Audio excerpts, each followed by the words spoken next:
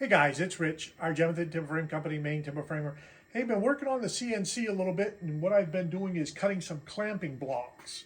And wanted to show you a little bit about the clamping blocks. I've been using the Vectrex VCarve Pro for the software.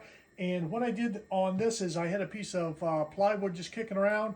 I needed some blocks, and I wanted to get as many blocks as I could, so I used the nesting feature on the VCarve Pro. Let me show you a picture.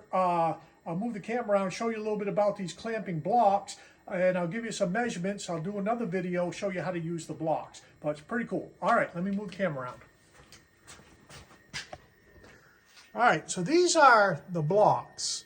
And what you want to see here is using the nesting tool. You can see I'm using a 1/4 inch upcut single flute bit, and it works really well, extracts the chips. You can see how close the nesting tool got as far as fitting things in. I couldn't fit anything over here because the size didn't match up according to the software, so that's what I did. You can see some breakout here, but you'll notice that the edges of what we're working on came out pretty much perfect.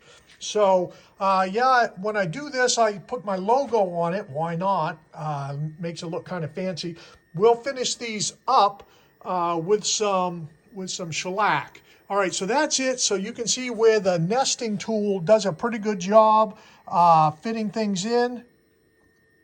And at the same time, even though you see some of this debris here, you'll see the edges of the clamps are in pretty good shape. So a couple things. I'm going to give you some details on these clamps here. I'm going to put the camera back down. I'll do a couple measurements so you get an idea of how I made the clamps.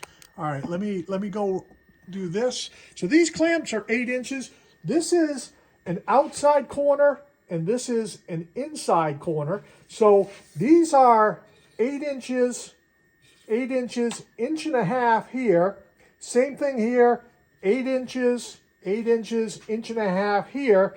I'm coming down 4 inches here to make these. Over here, we're coming down 5 inches to make these. I put these on the back. You'll see that if you think about having a piece of wood in between the two, you can clamp it this way, you can clamp it this way, you can clamp it this way. I put holes in them. You can even use those hooks with a thumb screw for doing that. So that's what they are.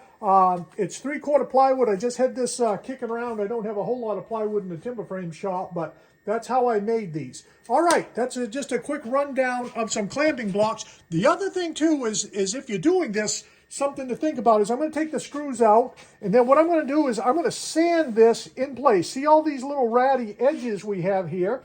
And rather than cut all these out, sand them individually, I can sand this sheet just like this, flip it over, sand the sheet. I'll get all these edges so they're going to be really nice and cleaned up. Then I'll cut them out, and then I'll just clean up on the tabs. So you'll see real quick here too, these are the tabs. See this tab way down in here?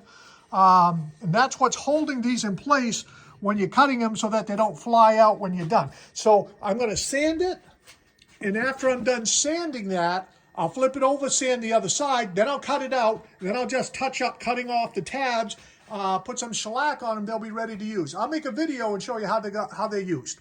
All right, give me some feedback. Click like and subscribe. Thanks, guys.